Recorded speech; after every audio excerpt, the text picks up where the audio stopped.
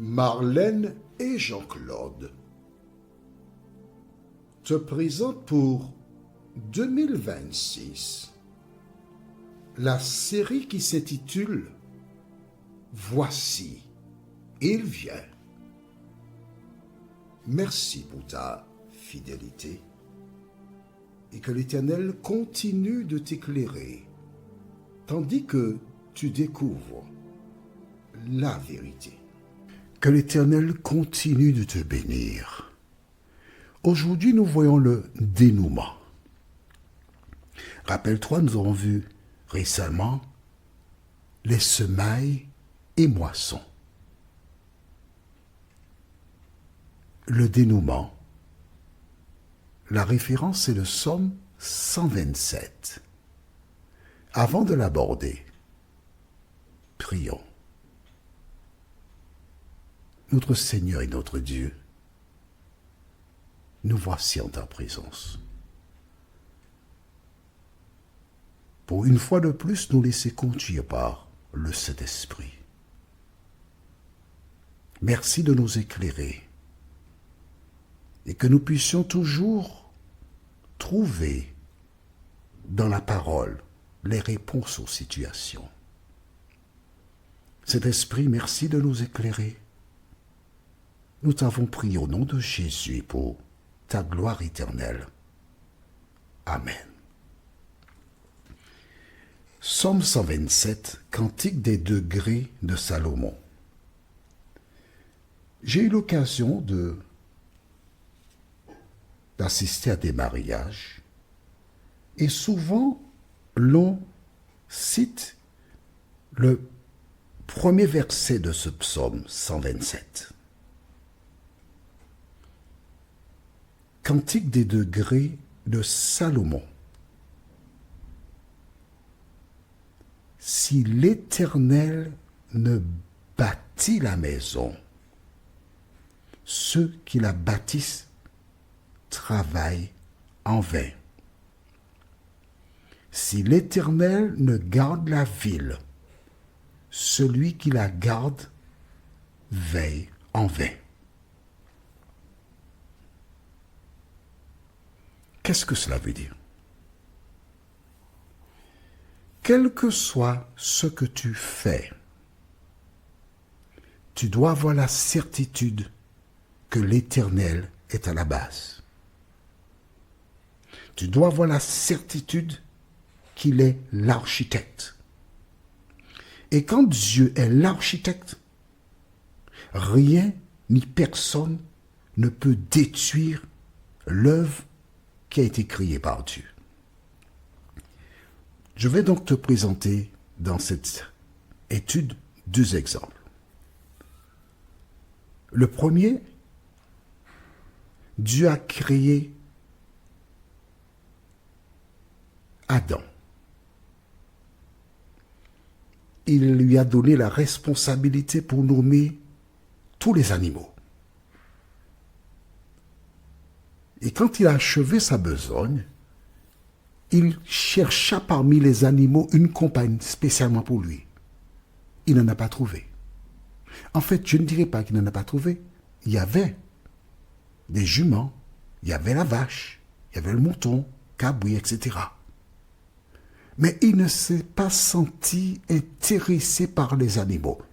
En clair, lorsque Dieu a créé l'homme, il n'a pas mis en lui l'idée de la zoophilie.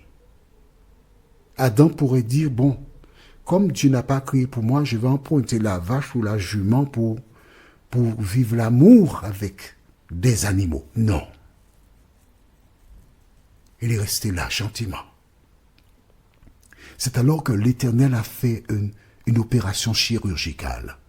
Il a récupéré une côte de l'homme et il en a fait une femme qu'il emmena vers Adam. Et lorsqu'il vit la femme, il n'a pas dit à Dieu, Seigneur, tu n'as pas une autre? J'aimerais voir une qui soit un peu moins haute, qui soit moins ronde, qui ne soit pas têtue. Alors têtue, C'est quand certaines personnes, c'est une expression, quand des femmes ont beaucoup de seins, on dit qu'elles sont têtues. C'est une expression comme ça, d'accord? Il n'a posé aucune question à Dieu. Pourquoi? Parce qu'elle était parfaite. Elle était sur mesure. Il a seulement dit, waouh, mon Dieu. Il n'a pas posé de question à la femme. Hein. Il ne lui a pas dit, comment tu t'appelles, où étais-tu? Il n'a rien dit. Il a seulement dit, celle-ci, on l'appellera femme. C'est pourquoi l'homme quittera son père et sa mère et s'attachera à sa femme. Et les deux deviendront une seule chair. C'était le premier mariage. On est d'accord? Bien. Quand Ève mangea le fruit, qu'est-ce qui s'est passé? Adam s'est retrouvé dans une croisée. À savoir, manger le fruit avec elle et connaître le même sort. Ne pas manger le fruit et compter sur Dieu qui pourra me donner une autre femme qu'Ève. On est d'accord? C'était ça le choix. Manger ou ne pas manger. Mais vois-tu, pendant le laps de temps où il a été seul, Dieu n'avait pas encore créé Ève. À l'idée de se retrouver seul, il était tellement attaché à Ève, il avait un choix. Rester avec Ève, cette femme qu'il aimait, ou compter sur Dieu pour qu'il lui donne une autre femme. Il a préféré, il y a une expression créole qui dit « ça qui en fal zoa ses tailles ». Ce qui est dans la gorge de l'oie lui appartient déjà.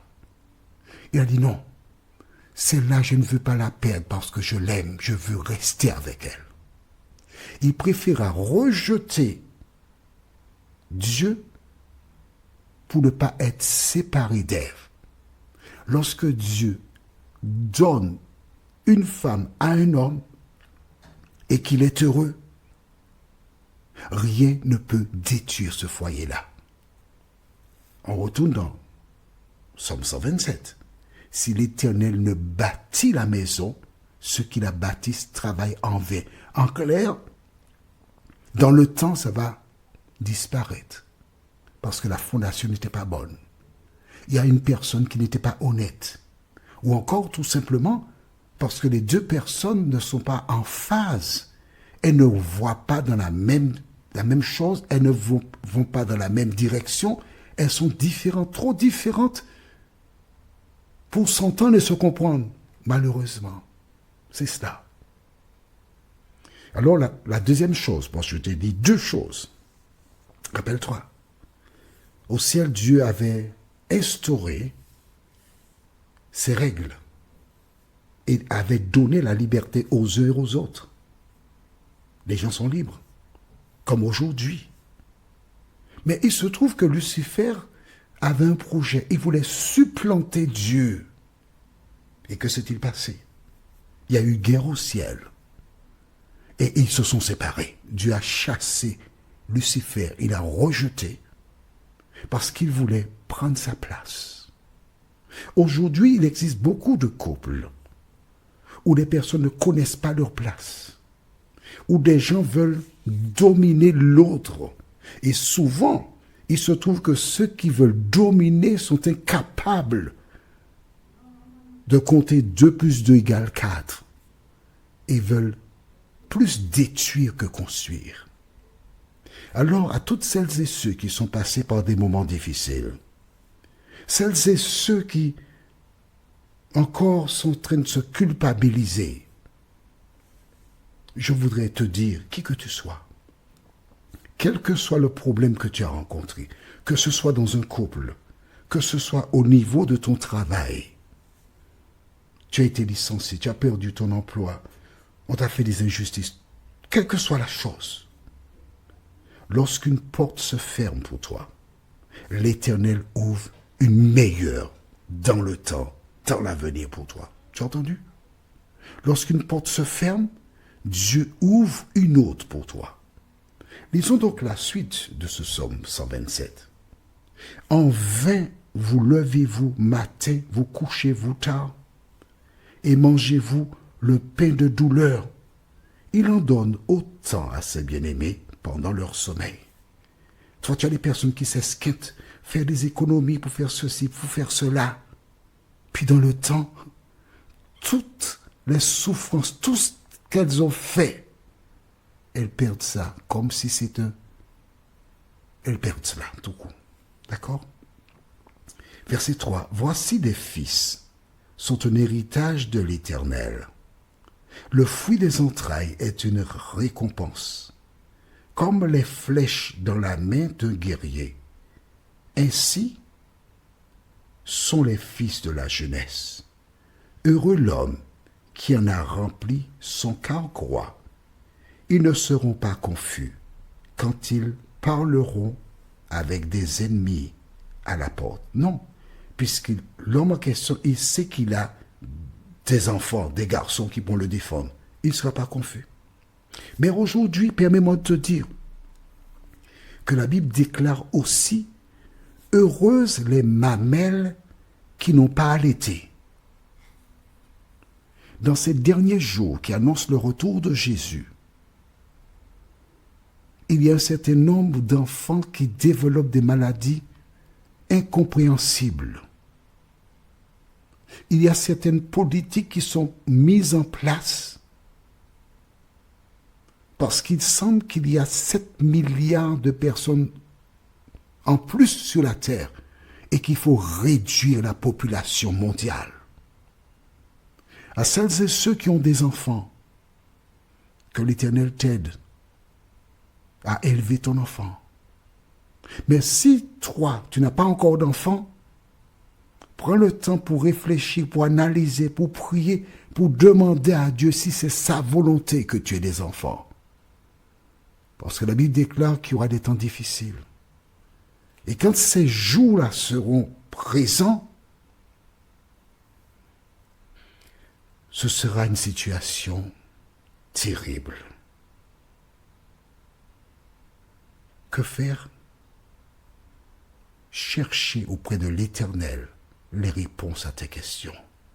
Et t'assurer que c'est bien l'Éternel qui te répond. Parce que sans Dieu, tu es parti à l'échec. Notre thème pour la prochaine étude se trouve dans le livre de Psaumes, chapitre 128. Le thème est la bénédiction de Dieu. Psaume, chapitre 128. Prions. Notre Seigneur et notre Dieu, nous te bénissons pour la parole. Nous t'exaltons, car quels que soient nos choix, nous sommes appelés à supporter les conséquences. Mais nous devons tirer des leçons de nos expériences pour ne pas commettre les mêmes erreurs et ainsi apprendre à te connaître, car c'est toi, l'architecte de la vie de chaque personne. Merci Seigneur de nous entendre. Merci de nous exaucer, nous t'avons prié. Au nom de Jésus et pour ta gloire éternelle. Amen. Que l'Éternel continue de te bénir et il me tarde de te retrouver. Nous sommes parvenus au terme de notre réflexion. Si d'aventure tu as une question, il te suffit d'envoyer un message par le biais de WhatsApp au numéro suivant, plus 596 696 88 93 93. Et alors Jean-Claude, moi, je me ferai un réel plaisir de répondre à ta question.